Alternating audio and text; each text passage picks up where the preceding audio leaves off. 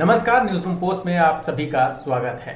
कश्मीर कश्मीर का नाम आते ही दो बातें जहन में आती हैं। एक, अगर कश्मीर घूमे नहीं तो फिर क्या ज़िंदगी। दूसरी, कश्मीर में जो आतंकी घटनाएं होती हैं उनको लेकर खबरें हमें झकझोर देती हैं। लेकिन कश्मीर में आज के युवा ऐसे भी हैं जो अपने टैलेंट, अपनी काबिलियत के दम पर आगे बढ़ रहे हैं। आज हम न्यूज़ रूम पोस्ट पर आपको एक ऐसी शख्सियत से मिलवाएंगे जो कश्मीर में यंग अचीवर का खिताब हासिल कर चुके हैं। हमारे साथ शाह हुजैब हैं। शाह, स्वागत है आपका न्यूज़ रूम पोस्ट पर। Thank you very much. बहुत बहुत धन्यवाद आपका। हुजैब फुटबॉल आर्टिस्ट हैं। एक फुटबॉल प्लेयर की आपने आपने देखा होगा, आपने कल्पना भी की होगी कि भारत में फुटबॉल भी लोग खेलते हैं, लेकिन आर्टिस्ट फुटबॉल क्या होता है, इन सब बातों से संबंधित जो भी जानकारी है आज हम हुजैब से जानेंगे और जानेंगे कि कैसे वो कश्मीर में रहते हुए फुटबॉल में आगे बढ़ रहे हैं, एक ट्रिक आर्टिस्ट की तरफ, एक ट्रिक प्लेयर के तौर पर। तो सबसे पहले हुजैब हमें ये बताइए कि आपका जन्म कहाँ हुआ कश्मीर में, वहाँ के क्या हालात थे, अभी क्या हालात हैं। जी बिल्कुल। मेरी पैदाइश और परवरिश एक ऐसी जगह पे हुई है जो पूरे जम्मू और कश्मीर में फेमस है, क्योंकि यहाँ पे एक सूफी सेंट की एक श्राइन है। और यहाँ पे पूरे हिंदुस्तान से लोग आते हैं जी। हाँ, मैं चरार शरीफ बडगाम कश्मीर की बात कर रहा हूँ। मेरी पैदाइश और परवरिश बचपन से ही यहाँ पे हुई है और आज भी मैं यहीं पे हूँ। और पहले मतलब हालात उतने नॉर्मल नहीं हुआ करते थे जितने आज है। मुझे लगता है आज बहुत बदलाव आया है जैसे हालात हुआ करते थे। और मैं 2002 में मेरी पैदाइश हुई है। 2002 की जनवरी को मैं पैदा हुआ हूँ। और उस टाइम तो उतना पता नहीं था, लेकिन फिर जब आगे आगे बढ़ते गए, होते गए, तो फिर घर वालों से पता चला। घर वालों ने बोला मतलब कैसे हालात हुआ करते थे, क्या होता हुआ करता था। तो मतलब उस तरीके से मुझे लगता है आज बहुत नॉर्मल है कश्मीर में। जी। अ, हमें अपने जो हमारे दर्शक हैं और हमारे जो वेबसाइट के पाठक हैं उनको इस बारे में बताइए कि फुटबॉल ट्रिक आर्टिस्ट होता क्या है, क्योंकि फुटबॉल प्लेयर तो लगभग सभी लोग जानते हैं, लेकिन फुटबॉल ट्रिक आर्टिस्ट क्या होता है उसके बारे में बताएं और आपने कैसे इस सफ़र की शुरुआत की। फुटबॉल ट्रिक आर्टिस्ट सिंपल मतलब मैं बोलूंगा आपको, वो एक आर्टिस्ट जो फुटबॉल के साथ ट्रिक्स करता है, जो लोगों को दिखाता है कि फुटबॉल के साथ किस किस तरह के ट्रिक्स किए जा सकते हैं। और इसके साथ साथ मैं ये भी बोलना चाहूंगा कि फुटबॉल हम सिर्फ ग्राउंड में नहीं खेल सकते। मतलब फुटबॉल सिर्फ ग्राउंड में नहीं जाता है। मेरे को ये भी दिखाना था कि हम फुटबॉल ट्रिक्स के थ्रू भी खेल सकते हैं, राइट। हम फुटबॉल, अगर हमारे पास फील्ड नहीं है, अगर हमारे पास ग्राउंड है, तो हम अपना टाइम निकाल के फुटबॉल ट्रिक्स कर सकते हैं। और मतलब वी कैन शो, हम फुटबॉल ट्रिक्स के थ्रू खेल सकते हैं। तो फुटबॉल ट्रिक शॉट्स और अनबिलीवेबल शॉट्स जो हैरान करते हैं लोगों को और जो पहले अटेम्प्ट पे नहीं होते हैं, राइट। तो जिसमें एक सिग्निफिकेंट स्किल की रिक्वायरमेंट होती है, लाइक चिप या शूट, हम बोले जगल करके हम बॉल टारगेट में फेंकेंगे, बास्केट में फेंकेंगे। तो ये ट्रिक शॉट होता है। जी। हमें जो पता चला कि पहले आप क्रिकेट में रुचि रखते थे, क्रिकेट के शौकीन थे। क्रिकेट और फुटबॉल दोनों ही बहुत डिफरेंट गेम हैं। कैसे ये चेंजेस कैसे आए। बिल्कुल। मतलब पहले मैंने क्रिकेट स्टार्ट किया और MS धोनी और विराट कोहली का मैं बहुत बड़ा फैन था। मैं क्रिकेट हमेशा मतलब देखता था जब इंडिया का कोई मैच होता था, सीरीज होती थी, राइट। या मतलब मैं मतलब बहुत पैशनेट था क्रिकेट के लिए। मैं कंप्रोमाइज नहीं करता था इंडिया के मैच में, जब भी होता था मुझे देखना ही देखना होता था। और फिर एक टाइम आया, मेरा स्विच हो गया, right, from cricket to football, transformation हुई। और इसका यही रीजन था कि 2016 की जो मतलब हालात थे कश्मीर में, और जिसकी वजह से यहाँ पे मतलब सारा बंद पड़ा हुआ था। तो वही एक रीजन पड़ गया मेरा स्विच क्यों हो गया, क्योंकि उस टाइम पे हम फिर फुटबॉल खेलने लगे, राइट। जब कश्मीर में कुछ करने को था ही नहीं, मतलब इंटरनेट बंद था, या मैं उस टाइम पे 15 साल का था, अभी 7th क्लास में ही पढ़ता था।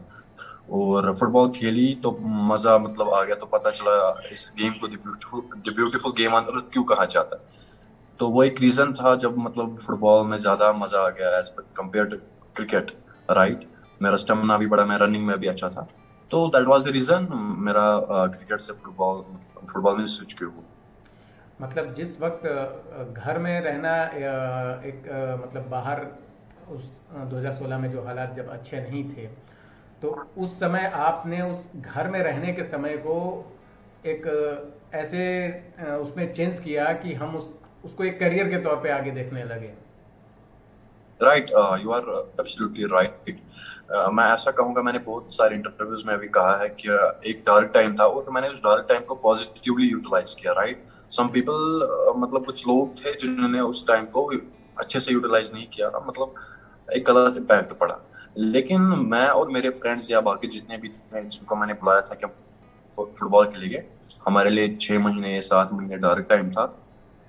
तो मैंने ये नहीं चाहा कि हम नेगेटिविटी की तरफ बढ़े, राइट। जो डार्क टाइम था हमने इसको पॉजिटिवली यूटिलाइज किया, स्पेशली मैंने किया और मैं आगे बढ़ता गया। तो वो एक मुझे लगता है एक अच्छा टाइम था मेरे लिए, जब मैंने मतलब खुद को एक अच्छे टाइम मतलब एक डार्क टाइम में अपने आप को मतलब एक पॉजिटिविटी की तरफ लिया, राइट। जी। तो इसीलिए मतलब फिर ये सब हुआ। ट्रेनिंग वगैरह की ज़रूरत नहीं पड़ी या कहीं से ली?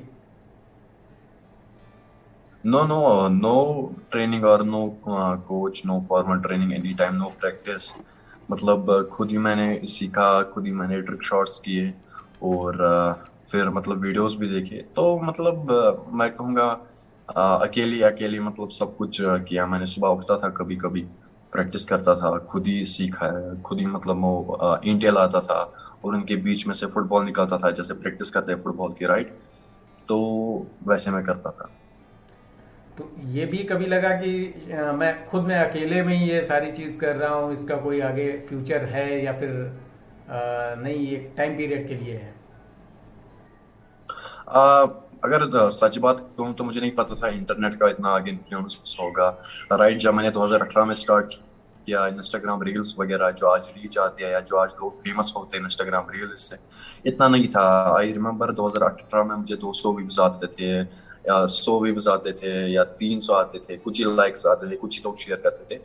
लेकिन फिर 2020 में जब लॉकडाउन लगा पूरे इंडिया में, तो मुझे लगता है इंस्टाग्राम रील्स मतलब आ गए फिर इंस्टाग्राम पे। तब तक वो ऑप्शन ही होता था और उसके बाद फिर मुझे लगता है रीच आने लगी या हम रील्स में वीडियो चढ़ाने लगे तो लोग देखने लगे, उससे भी फायदा आया। लेकिन जब मैंने स्टार्ट किया उस टाइम पे इतना नहीं था जितना आज है, राइट। जी। तो उतना लोग नहीं होते थे इंटरनेट पे। मतलब जो लॉकडाउन का टाइम था वो भी एक तरह से घर में कैद होने का समय था, और उसमें भी आपको आपने उस वक्त भी उसे एक अपॉर्चुनिटी को अपनी जारी रखा और उसका रिस्पांस आपको मिला। बिल्कुल सही। लॉकडाउन में मैंने बहुत सारे नए वीडियोस बनाए, लोग ज्यादातर इंटरनेट पे ही थे। कुछ मतलब परसेंट जो था वो बड़ा था जब लोग इंटरनेट पे थे, मतलब लोग जब इंटरनेट पे होते थे लॉकडाउन। तो वो मुझे लगता है दिन भर लोग इंटरनेट ही चलाते थे क्योंकि और था ही नहीं कुछ करने के लिए। और 2020 में मुझे लगता है, हाँ 2020 में कश्मीर में 2G इंटरनेट था क्योंकि अभी 4G रेस्टोर नहीं हुआ था। 4G कश्मीर में 2021 में आया।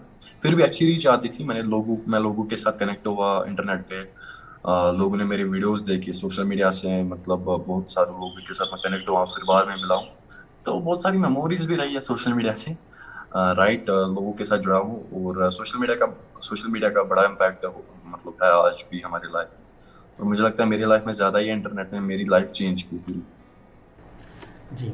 जिस कश्मीर को लोग इंटरनेट बंदी के तौर पर देखते थे, आपको उस इंटरनेट में एक पॉजिटिव लाइफ दिखी।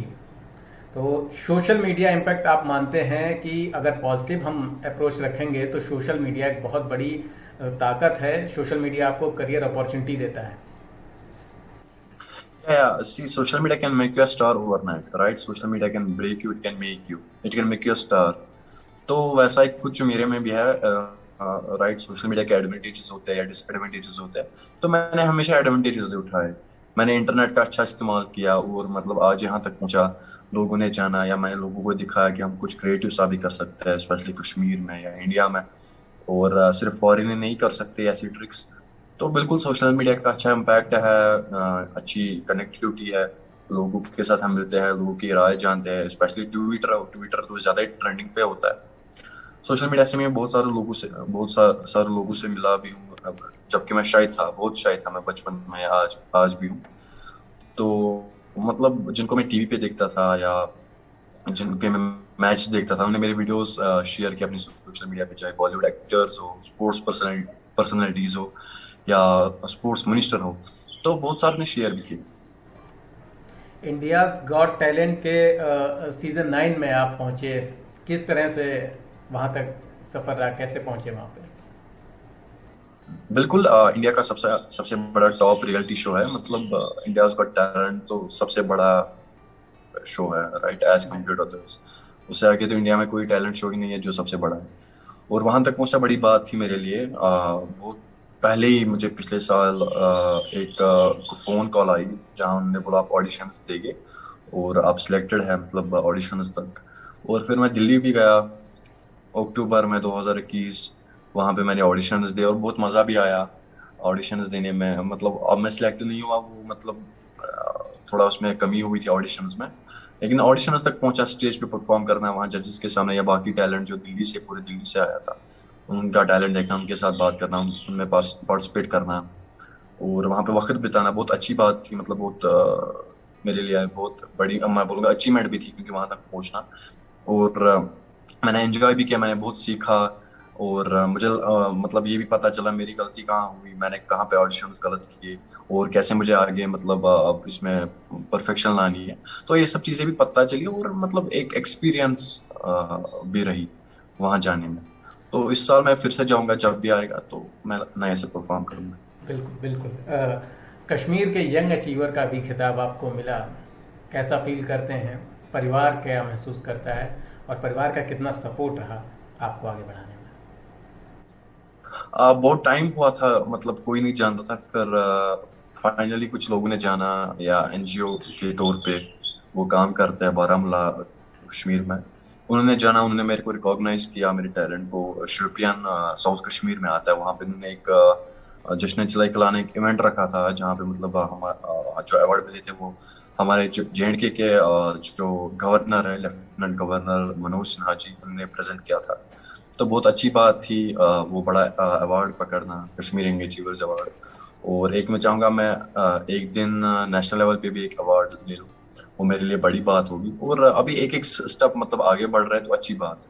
क्योंकि चीजें, अच्छी चीजें हैं, उनमें टाइम लगता है, वो जल्दी नहीं होती है।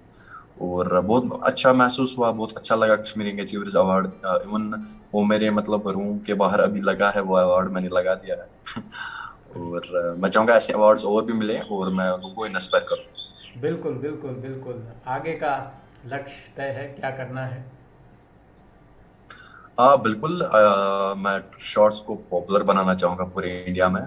मैं लोगों को सिखाना चाहूंगा, लोगों को मैं दिखाना चाहूंगा हम सिर्फ ट्रिक्स, मतलब हम सिर्फ फुटबॉल ग्राउंड में नहीं खेल सकते, ट्रिक्स के थ्रू भी खेल सकते हैं। और एक क्रिएटिव है, एक यूनिक सी गेम है ट्रिक शॉट्स, मैं पूरे इंडिया में पॉपुलर करना चाहूंगा। I want to inspire youth जो अभी गलत चीज में पड़े हुए, राइट, लाइक मतलब इन कश्मीर हम बात करें तो ड्रग्स में, राइट, या या बाकी गलत चीज है, या सुसाइड होते हैं, बाकी मतलब बहुत सारी गलत चीजें होती हैं। तो आई वांट मतलब inspire youth here in Kashmir में, की अभी अगर हम ज्यादा बात करें अभी कैसे हालात तो। देख रहे हैं आप कश्मीर में? मतलब पहले से अब में बदलाव नज़र आ रहा है आपको, खासकर युवाओं की बात करें तो? जी, जी हाँ, बहुत बदलाव आ रहा है। चाहे हम पूरे जम्मू एंड कश्मीर की बात करें, उमरान मलिक अभी उसने क्रिकेट में जगह बनाई, इंडियन जी क्रिकेट टीम में। और उन्हें एक सीरीज भी खेली IPL में। या अब्दुल समद हमारे जम्मू डिवीजन से है, उन्होंने भी मतलब IPL खेला, या वो भी इस टाइम पे मतलब एक बड़ी, मैं बोलूँगा, हस्ती है। उनको लोग फॉलो करते हैं, क्रिकेटर्स या बाकी। तो उनको देख के मुझे लगता है लोग इंस्पायर हो रहे हैं, और लोग भी चाहते हैं हम भी स्पोर्ट्स फील्ड में अपना अपनी जगह बनाए, हम भी स्पोर्ट्स फील्ड में कुछ अचीव करें। राइट, या हमारे कश्मीर से बहुत सारे ऐसे अचीवर्स हैं जिन्होंने बहुत मतलब बड़े लेवल, इंटरनेशनल लेवल पे मेडल्स लाए हैं। लाइक सादिया तारिक, जिन पे PM नरेंद्र मोदी ने भी ट्वीट किया था, या तजमुल इस्लाम, या आरिफ खान जो चाइना गए थे विंटर ओलंपिक्स के लिए। या बहुत सारे ऐसे हैं मतलब जो ला रहे हैं। तो उस तरीके से मुझे लग रहा है, उस हिसाब से मुझे लग रहा है कि बहुत सारे हालात ठीक है यहाँ पे। लोग मतलब पार्टिसिपेट करना चाहते हैं गेमिंग एक्टिविटीज में या बाकी जो भी इवेंट्स होते हैं उनमें। तो इस हिसाब से मुझे लगता है कि कश्मीर में अब बहुत नॉर्मल सी है। नॉर्मल सी है, बहुत अच्छी बात है, नॉर्मल सी होनी भी चाहिए। आपके जो चूंकि आप युवा हैं और वहाँ यूथ गैदरिंग में रहते भी होंगे, आपके फ्रेंड्स भी हैं, क्या लग रहा है वो लोग अब एक किस तरह का कश्मीर देखना चाहते हैं? उन्हें उन्हें क्या पसंद है कि हमारे भारत में जो हम काम करें उस पर सारे लोग नाज करें, या फिर कुछ ऐसे भी नौजवान युवा या कभी आपकी उनसे मुलाकात हुई हो कि जो एक रॉन्ग ट्रैक पर चल दी है? सही बोला आपने। सी इट डिपेंड्स, ये सारा डिपेंड करता है आप कितने एजुकेटेड है, आपकी बेस कैसी है, आप मतलब किस माहौल में पले पड़े, आपकी अपब्रिंगिंग कैसी हुई है। तो आप अगर 10th पास है या 12th पास है, राइट, तो आप में ज्यादा एजुकेशन नहीं है, आप में ज्यादा चीजों की नॉलेज नहीं है, आपको ज्यादा चीजों की मालूमात नहीं है, राइट। तो आप आपके पास वो मतलब क्या ओल्ड ओल्ड माइंडेड है, आप आपके पास तंग दिमाग है, राइट। आप खुले दिमाग से नहीं सोच रहे। तो आपने जितना देखा होगा आप मतलब उतना ही सोचेंगे, राइट। मुझे लगता है अचीव वो करना चाहते हैं किसी फील्ड में, आप वो आगे बढ़ना चाहते हैं जिनने मतलब जिनके पास बहुत सारी एजुकेशन है, जो मतलब बहुत सारे पढ़े हैं, राइट। तो यही एक रीजन है। मैं बोलूंगा आपके इर्द गिर्द कैसे लोग रहते हैं, आपका एनवायरनमेंट कैसा है, आप किस माहौल में पले बड़े हैं, आपके बेसिक्स कैसे हैं। मतलब अगर बचपन से ही आपको बेसिक्स अच्छी सिखाई जाएगी, आपके पेरेंट्स आपको सिखाएंगे, आपकी अपब्रिंगिंग अच्छी होगी, तो आप कुछ बड़ा करना चाहेंगे लाइफ में, राइट। तो ये सारा इसी पे डिपेंड है। अगर आप किसी से भी बोलेंगे वो भी इसका यही जवाब देगा कि कश्मीर में मतलब जो रॉन्ग ट्रैक पे है या कुछ वो अचीव करता है उसका रीजन क्या है। तो यही है, जो जिसने जितना देखा है, जो जिस माहौल में पढ़ा हुआ है, जिसके पास जितनी एजुकेशन है, वो इसी हिसाब से आगे बढ़ेगा और आगे कुछ अचीव करना चाहिए। अपने यंग साथियों को क्या मैसेज देना चाहेंगे? यही मैं मतलब रिपीट करना चाहूंगा जो मैंने अभी बोला कि एजुकेशन मुझे लगता है सबसे बड़ी मतलब चीज है जो हर एक इंसान में होनी चाहिए। तभी आप कुछ करना चाहेंगे और कर भी सकते हैं, राइट। अगर आपके पास नहीं है, अगर आप मतलब बाकी चीजों में ये इन्वॉल्व है, तो आप कुछ नहीं कर सकते हैं, राइट। आपके फ्रेंड्स किस मतलब मेंटेलिटी के है, आपके फ्रेंड्स क्या करते हैं, तो ये सारी चीजें डिपेंड करती है, राइट। तो आप पे एक असर पड़ता है, आपके माहौल में आप पे एक असर पड़ता है। तो मतलब आपके इर्द गिर्द जो भी होता है उसी के हिसाब से आप भी आगे बढ़ेंगे। और मैं सबसे बोलना चाहूंगा कि मैं बोलते भी आ रहा हूँ, हमारे पास जो टाइम है, प्रीशियस टाइम, इसको मतलब किल ना करें, राइट। इसको जाया ना करें, क्योंकि टाइम नहीं वापस आता है। एक बार टाइम गया तो वो वापस नहीं आता। लोग वापस आएंगे, पैसा वापस आएगा, और लेकिन टाइम नहीं आएगा। टाइम अगर हमने जाया किया तो आगे जाके हमें ही प्रॉब्लम होगी। तो मैं यही कहना चाहूंगा, मेरा मेन पॉइंट यही है कि अपने टाइम को पॉजिटिवली यूटिलाइज करें, अपने टाइम को अच्छे एक्टिविटी में स्पेंड करें, ताकि कल जाके या कुछ टाइम के बाद आपको ही फायदा है, आप ही सबको प्राउड फील कर पाए। तो दैट्स माई मैसेज। जी। शाह, मुझे कश्मीर के बारे में हमारे दर्शकों को बताइए। खूबसूरत जगह है, सबने सुना है। कहाँ कहाँ घूमना चाहिए? आप घूमते भी होंगे, तो कश्मीर में अगर घूमने जाएं तो कहाँ जाएं? सबसे पहले मैं अपनी बात करूंगा जहाँ पे मैं रहता हूँ, बडगाम डिस्ट्रिक्ट में। यहाँ पे एक नहीं, बहुत सारी जगह है, ऐसी है, टूरिस्ट प्लेसेस है जहाँ पे लोग आते हैं। तो ज्यादा हमारे नजदीक है यूसमर्ग, अगर आपने सुना होगा। यूसमर्ग एक बडगाम डिस्ट्रिक्ट में एक जगह है, हमारे यहाँ से सिर्फ 20 किलोमीटर 22 किलोमीटर दूर है। वहां पे आप जाए, या हमारे साइड से दूध पथरी भी है, वो भी कुछ ही किलोमीटर्स दूर है। अगर अब मैं बड़गाम की बात करूँ, ये दो जगह है, मतलब अगर आप कश्मीर आएंगे तो ये दो जगह आप मालूम करवाओ, और यहाँ पे है। इसके बाद बहुत सारी है, लाइक सोनमर्ग है, आपने सुना होगा, गुलमर्ग है, गुलमर्ग, बहुत सारी जगह, जी। मतलब ये जगह बहुत सारी फेमस है कश्मीर में, राइट। या पहलगाम है, पहलगाम समर्स के लिए फेमस है।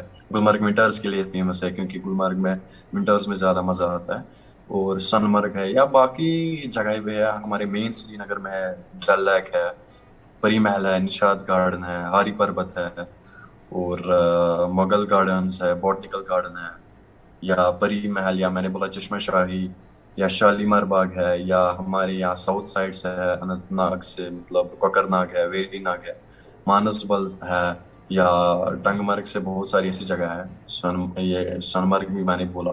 तो ये सारी सारी जगह है जो फेमस है कश्मीर में, और जहाँ पे लोग आते हैं। मुझे लगता है इन जगहों पे मूवीज की शूटिंग भी होती है, राइट। ये और बहुत सारे एक्टर्स भी आते हैं, बॉलीवुड एक्टर्स एक्ट्रेसेस आते हैं, बड़े बड़े लोग आते हैं।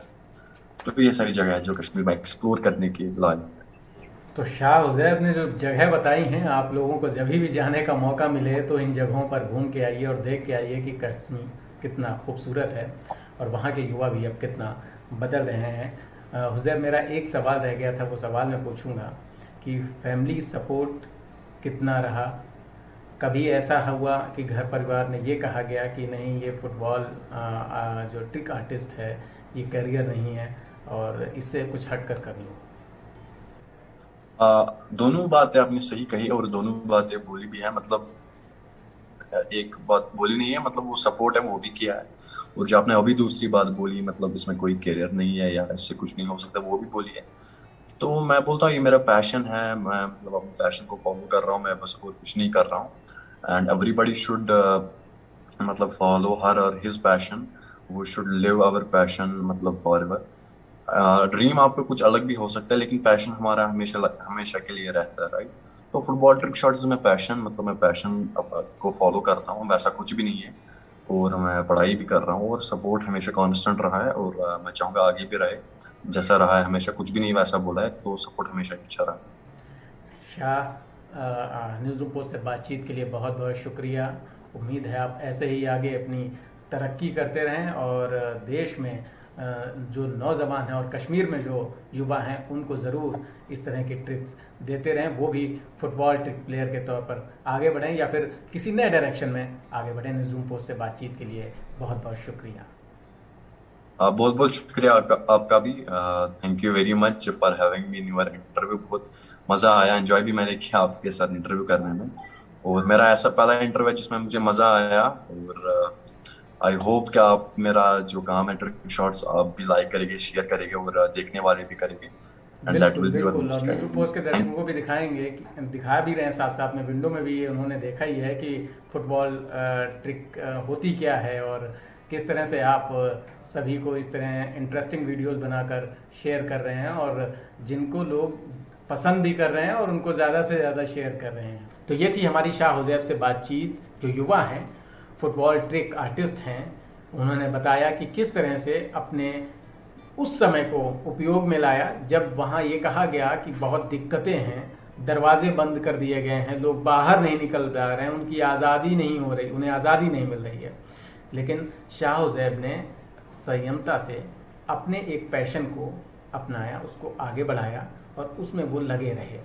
लॉकडाउन में भी अपने इस पैशन को उन्होंने आगे बढ़ाया और सोशल मीडिया को उन्होंने पॉजिटिव देखा और पॉजिटिव अप्रोच के साथ आगे बढ़ रहे हैं। उम्मीद है आप सभी भी ऐसे ही आगे बढ़ें। न्यूज़ रूम पोस्ट में इतना ही, फिर मिलेंगे किसी और शख्सियत के साथ। नमस्कार।